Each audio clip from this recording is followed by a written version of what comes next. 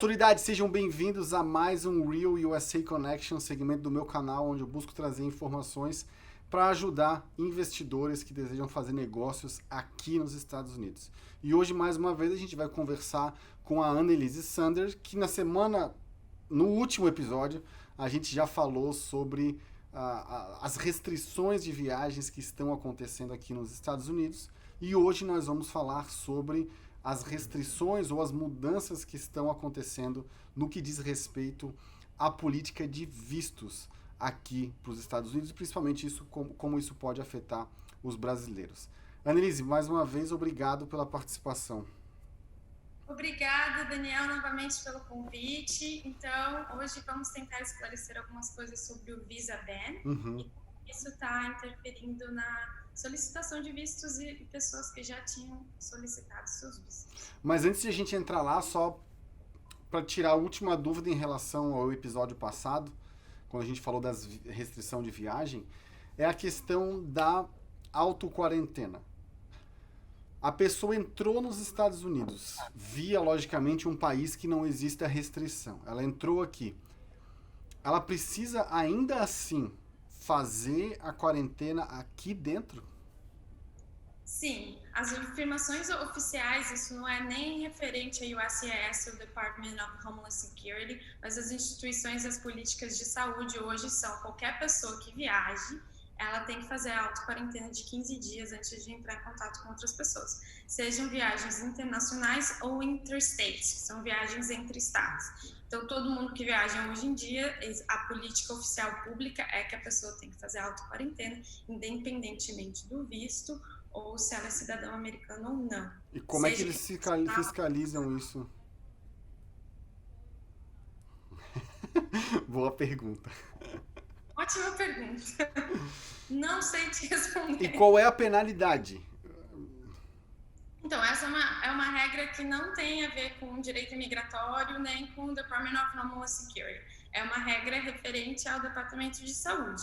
Então, É uma recomendação, o Departamento de Saúde coloca essa regra, mas não estabelece nem formas de fiscalizar e nem a penalidade. Beleza, o Daniel tá andando na rua e aí? essa não é minha área, eu prefiro não comentar sobre o É, porque Departamento assim, ó, de Saúde. é, tenho uma pessoa vindo do Brasil agora, fez a quarentena num outro país, chegou aqui hoje, estava chegando aqui hoje, não conversei com ele ainda. Mas a recomendação estava sendo essa. Não, quando a gente chegar, eu vou ter que ficar 15 dias no hotel, não sei o que. E eu tenho um colega aqui da imobiliária que acabou de chegar, da Turquia, entrou nos Estados Unidos, né, passaporte americano e tal. Só fez o contato com a máquina, com as pessoas não, passou longe, ninguém falou nada. E no dia seguinte ele estava no escritório e até onde eu sei ninguém perguntou para ele se eles estão fazendo a quarentena, entendeu? Então é Então, uma regra que tá assim, ó, beleza, ó, faça, mas se não fizer, isso é muito engraçado das regras públicas e até mesmo do direito, seja nos Estados Unidos ou no Brasil, que eu também sou advogada licenciada no Brasil e aqui nos Estados Unidos. Então a gente fala que às vezes existem regras que são aplicadas e tem regras que não têm fiscalização. Então pode ser que isso verifique que existe uma regra e a pessoa às vezes não está nem ciente, não está seguindo, pode acontecer. Mas provavelmente se você for em algum órgão público, seja a USCIS, alguma agência do governo, eles vão ter entrada restrita para você entrar no prédio em contato com os funcionários, eles vão tirar a temperatura e eles provavelmente vão perguntar se você viajou nos últimos 15 dias. E essa viagem pode ser da Flórida para a Geórgia. E se você responder sim, provavelmente eles vão negar a sua entrada. Então, essas são as práticas que estão em place. Algumas instituições privadas seguem na mesma linha, outras não, aí vai de cada sim, uma. Mas o que a gente tem conhecimento que a regra oficial é essa. beleza. Vamos pro que interessa, então, visto. O que mudou pra galera que vai pedir e que já pediu? Vamos Olha, falar de muita coisa. é, o visto de turismo, não sei se afetou alguma coisa, que são falar dos mais pedidos, né? Estudante e residência, o que mudou, assim, começando pelo de turismo e negócio B1, B2?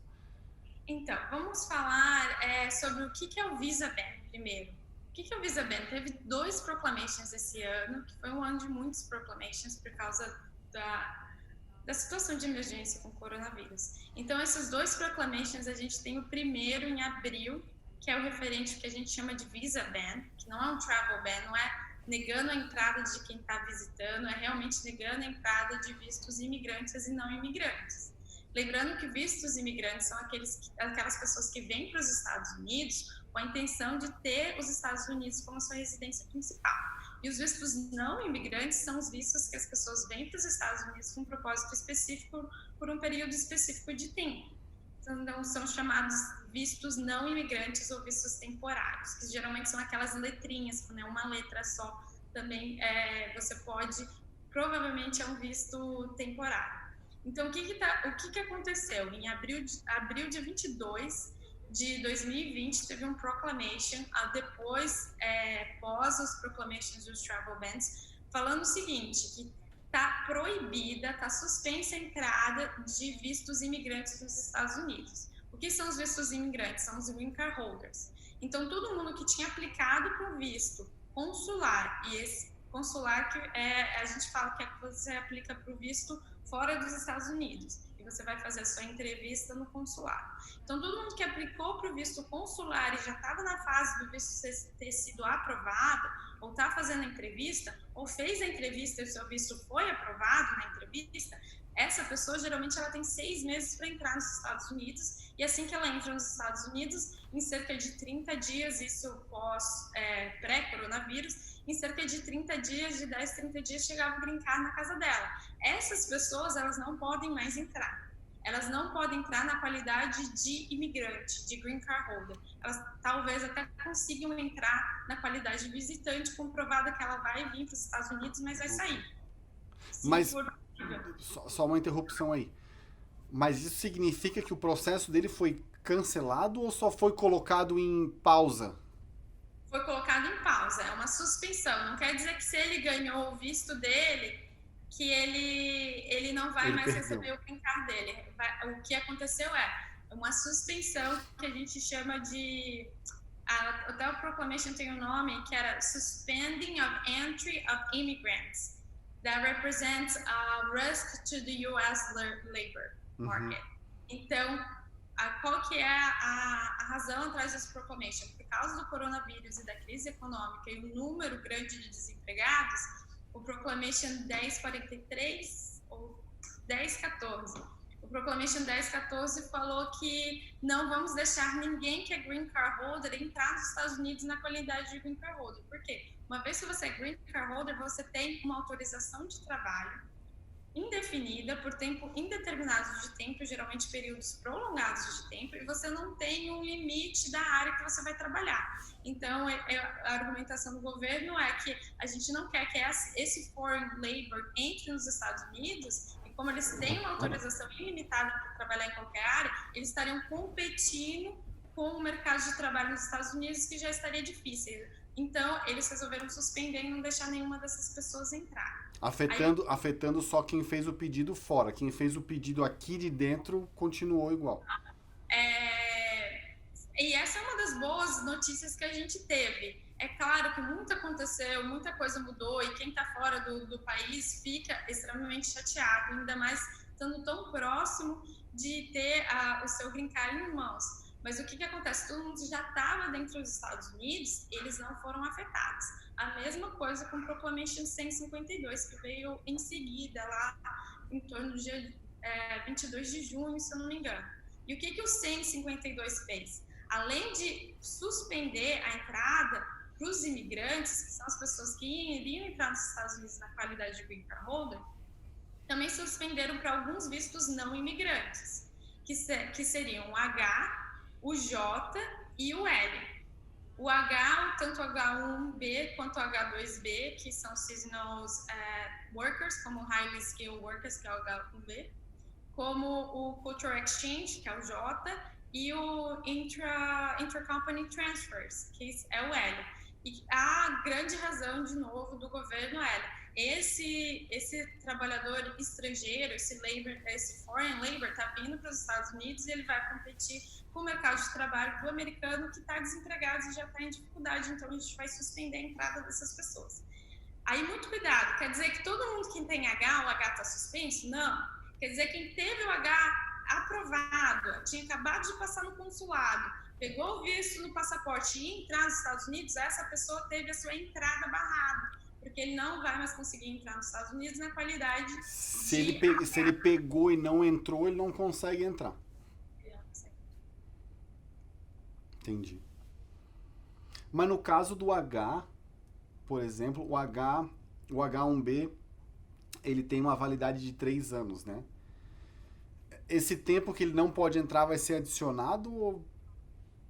Não, por exemplo, a pessoa que já estava nos Estados Unidos com o H, essa pessoa não foi afetada. Sim, não, tô falando do cara lá do Brasil, porque ele pegou o visto. Ele foi no consulado, fez a entrevista lá, em pé, foi aprovado, pegou o visto.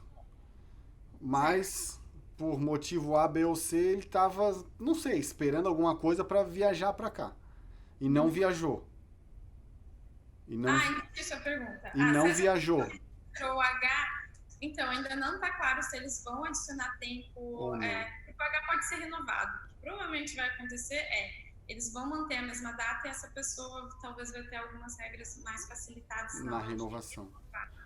Que no Brasil, ele é de 3 anos, mas para brasileiro no ano 2 tem que renovar, né?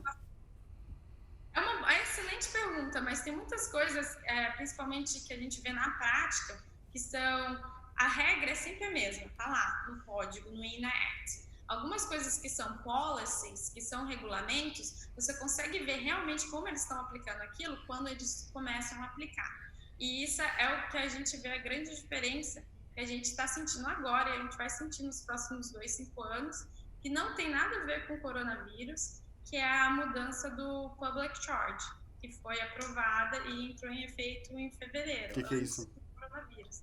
Essa realmente vai ser a maior mudança significativa para todo mundo que aplica para os vistos imigrantes. Mas isso meio que fugindo totalmente do assunto. Mas o que é isso? O Public Charge? É. Então, o Public Charge em 2019, os Estados Unidos, eles iam entrar, o governo, o Poder Executivo ia entrar com uma nova política com relação aos vistos imigrantes, que são todo mundo que entra com visto de green card, seja por empregabilidade, investimento, ou família, ou seja um visto humanitário. Então, todo mundo que está aplicando para um visto imigrante. Então, todas essas pessoas que estão aplicando para o visto imigrante, já existia uma regra no INA Act que chama Public Charge. O que é esse Public Charge? Public Charge é uma regra que fala que se você vai entrar nos Estados Unidos para ser um custo, um peso para o Estado, então a gente não vai deixar você entrar na qualidade de imigrante, porque uma vez que você é aceito nos Estados Unidos como um green card holder, você tem vários benefícios, inclusive de Social Security, e alguns benefícios de Medicare, Medicaid, eles são disponíveis para os residentes permanentes. Então, o que o governo fala? O que a lei sempre falou? Se essa pessoa vai vir para os Estados Unidos e vai virar um custo para o Estado, então a gente pode negar essa pessoa de entrar. Só que parecido com o que a gente estava falando do Departamento de Saúde, essa realmente é uma regra e é uma lei, só que ela nunca foi muito aplicada ou fiscalizada, ninguém ficou muito em cima. Mas tanto que quando você vai fazer, isso já é antigo, principalmente caso de família, quando você vai aplicar para um visto de família, por casamento, ou para o filho, ou para os seus pais, você tem que assinar um affidavit of support. E a regra sempre foi que se essa pessoa precisar de um benefício público, uma vez que você assinou o affidavit of support, o governo seria, porque você assinou o affidavit of support, o governo poderia entrar com recurso contra você para você pagar aquela despesa daquela pessoa. Só que isso é uma coisa que sempre ficou lá parada numa nuvem, ninguém nunca aplicou essa regra. E desde 2 anos atrás o governo Trump está falando assim, a gente vai aplicar essa regra, a gente vai aplicar. Até hoje eu não vi nenhum caso que realmente a pessoa teve esse recurso do governo falando assim, olha, a pessoa que é seu beneficiário, que você é sponsor, ele entrou com pedido de ajuda de saúde ou alguma coisa assim, e custou 10 mil para o governo, e agora a gente vai entrar com uma ação contra você para recuperar esse dinheiro. Então, isso sempre pareceu ser um mecanismo que existia, mas ele nunca foi muito aplicado, então ninguém sabe como isso realmente funcionaria. Só que o governo está falando, a gente vai aplicar, a gente vai aplicar, a gente vai aplicar. Só que é uma regra difícil de você aplicar e ficar verificando o que aconteceu ou não. Porque daí você teria que cruzar informações de todos os departamentos do governo. Aí o que eles fizeram? Eles criaram o que a gente, talvez seria mais fácil a gente falar de uma peneira maior. Então eles pegaram uma regra que já existe e falaram, olha, essa regra já existe do Public Charge. Então, todo mundo agora que vai aplicar para visto imigrante, a gente vai analisar 7 itens. E nesses 7 itens a gente vai fazer um balancing, tipo um teste de equilíbrio, para ver se a gente vai analisar se essa pessoa é more likely than not, se ela é mais provável que ela vai ou não ser um public charge no futuro. O que é um negócio... Porque você está tentando avaliar se a pessoa vai ser um public charge no futuro, ou seja, ela nem é ainda. Então, essa regra, ela foi... vários lawsuits entraram contra ela em 2019, quando eles tentaram colocar ela em place a primeira vez. Ela subiu até a Suprema Corte, até o US Supreme Court, e o US Supreme Court falou, não, essa regra é válida, que ela criou essa grande peneira.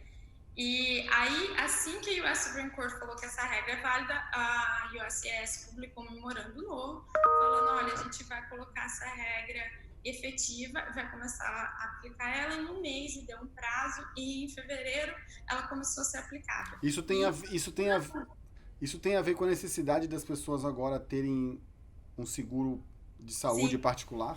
Sim, um dos requisitos do Public Charge é Health Insurance and Health. Então, sempre foi avaliado, quando você aplica para um Green Card, se as suas condições de saúde.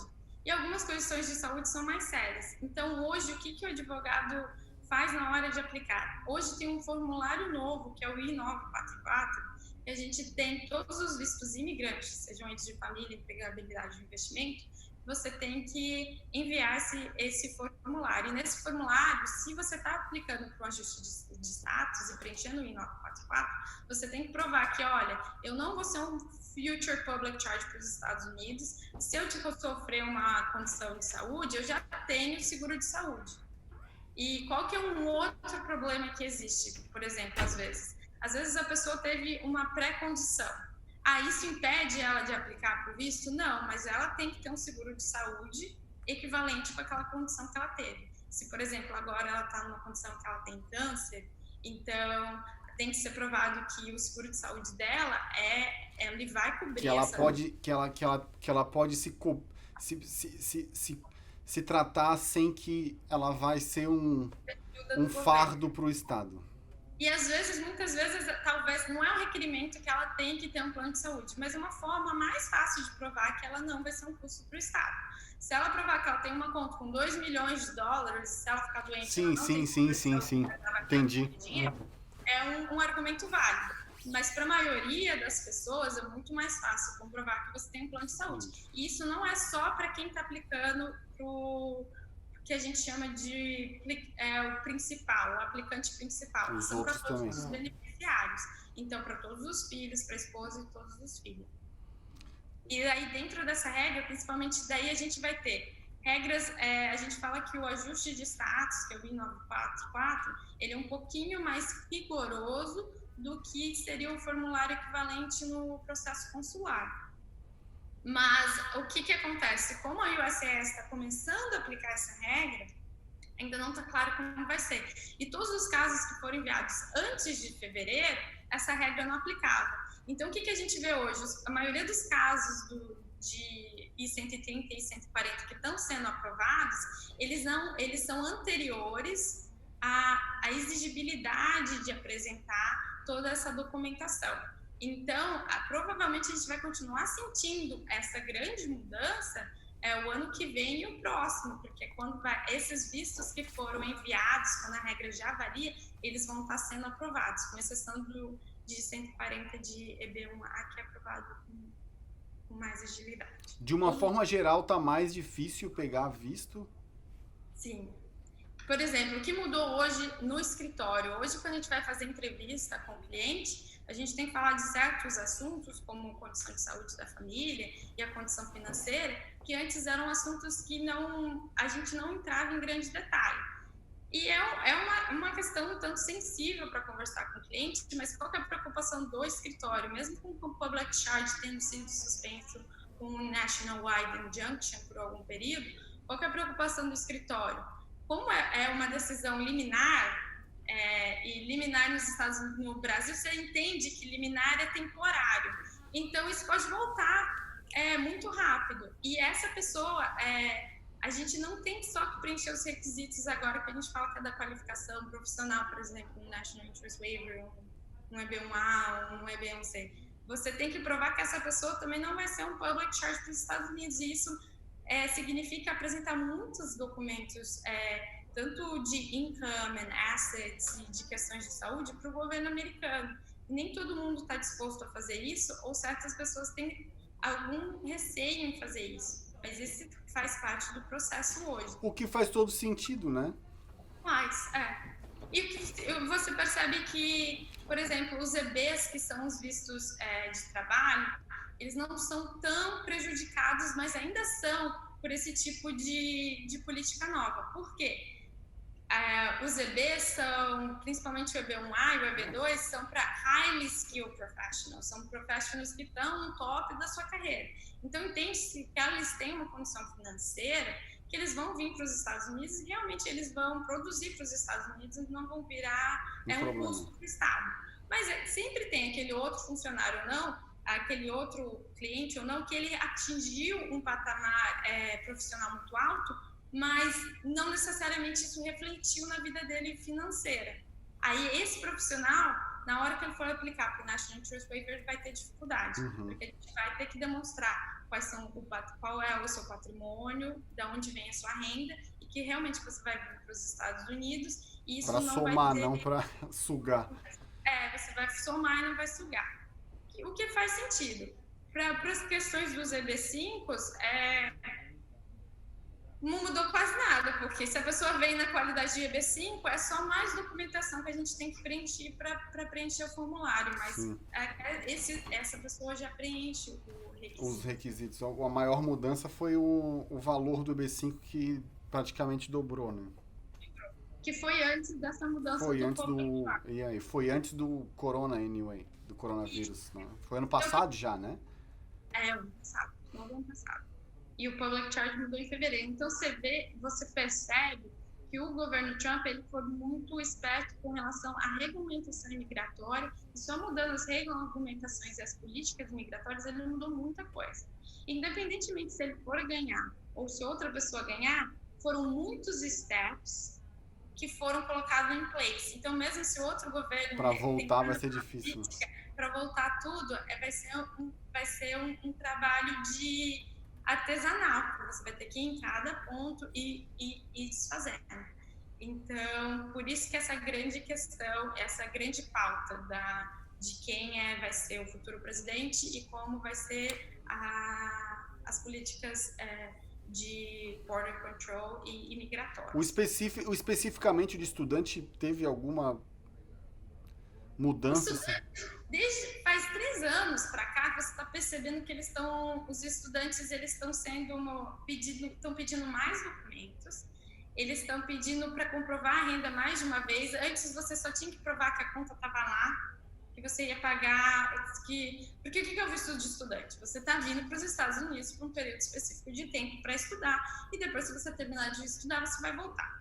O que era feito antigamente? Eles só queriam ver que você tinha o dinheiro para pagar aquele semestre.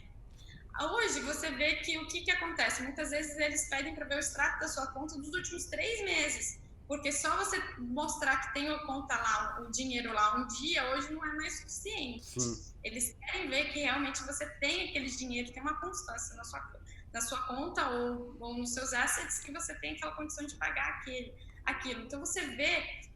mas isso acontece no Brasil, acontece nos Estados Unidos, e isso que é o legal do direito. Eu sou aquela pessoa que escolheu fazer direito realmente porque gosta.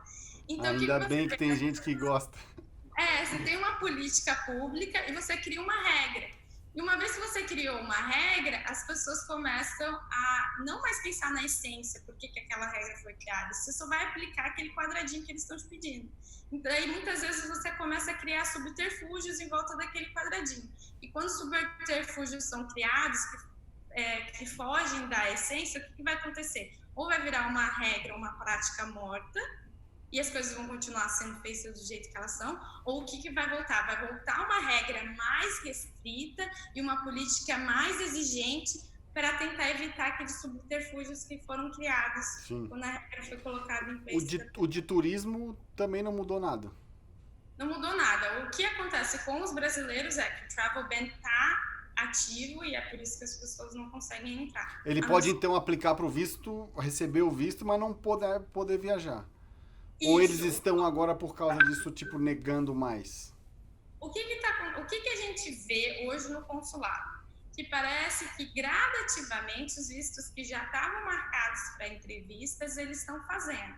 Só que o volume de aprovação e de atendimento no consulado com relação a isso é muito menor, quase nenhum. Sim. Então, se você for tentar aplicar para um visto de turista hoje, pode ser que o consulado agende e faça a sua entrevista e até conceda o seu visto, só que você não vai conseguir entrar, mas o que é mais provável que vai acontecer é que você não vai conseguir nem agendar a sua consulta para fazer o visto, ou a sua consulta vai estar muito estendida no tempo para você conseguir agendar essa consulta. A mesma coisa com os vistos... Para renovação também?